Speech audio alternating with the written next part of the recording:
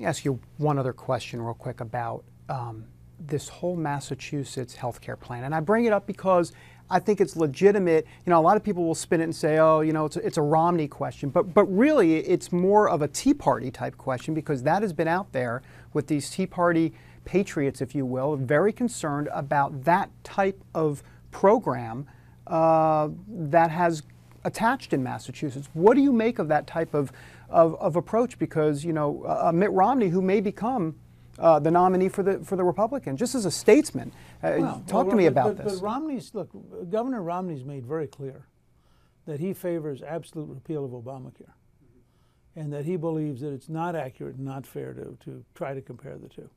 And I think you have to start with that. And I also think, in all fairness to Governor Romney, that he vetoed many provisions that the liberal Democrats in the Massachusetts legislature added to the bill, and they overrode his veto.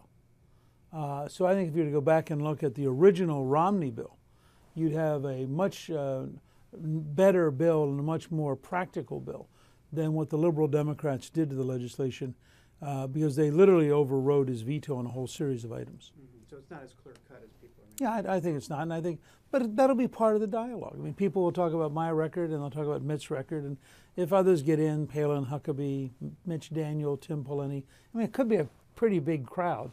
Right. Rick Santorum, you know, everybody's record will be up, and it ought to be up for grabs. I mean, you don't pick the person to represent your party for the leadership of the most complex, most powerful, and most prosperous country in history, just out of a grab bag.